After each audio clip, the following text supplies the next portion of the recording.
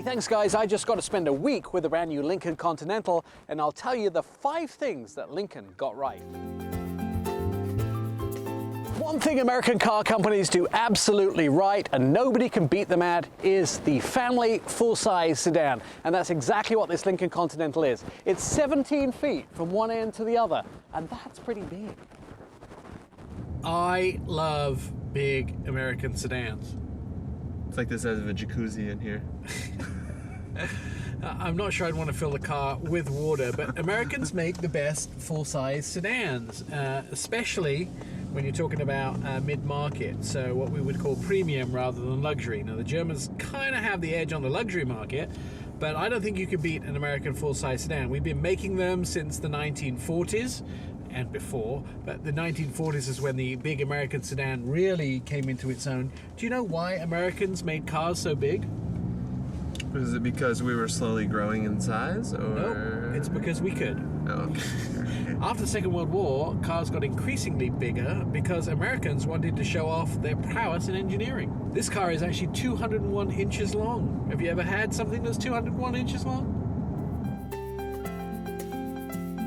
The other thing that I think they did right is the engine. So what does it have under the hood? I love this little warning label that tells you not to put your hands in the engine while it's running. 3 engine choices in this Lincoln Continental. You get a 2.7, a 3, and a 3.7, up to 400 horsepower. Now I have the 400 horsepower engine here, and it's a lot of fun. So 3 and 4 are performance and powertrain. So powertrain is something that's great about this car. It comes in all-wheel drive, which means that anyone who lives above the Mason-Dixon line is going to be very happy with this vehicle because it has great performance in the snow. So let's talk about the powertrain and the engine choices.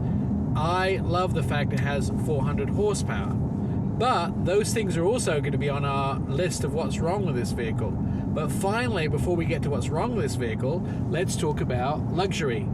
How many different positions can you put your seat in, Ryan? Well, just from what I can add up here... Billions? Billions. No, they're 30-way power adjustable seats. We have them heated and cooled. So those are the 5 things that are right with the car, but let's talk about what's wrong with the car. I dislike a push-button shifter. What about you? It's kind of Aston Martin, right?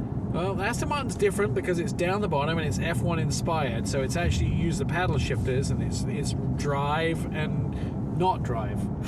Whereas this is, you have park, reverse, neutral, drive, and sport. Yeah, PRD. I like my my sport button to be down the bottom, which brings to number 2. What's wrong with it? It doesn't have driving modes apart from sport and drive. It should have snow mode because it's all-wheel drive. It should have, you know, muddy roads. It should have sport plus. It should have launch control. Drift mode. This vehicle is awesome, but I want to have more fun with it. I want to put my foot down. I want to go into rear-wheel drive. That's the next thing that's wrong with it.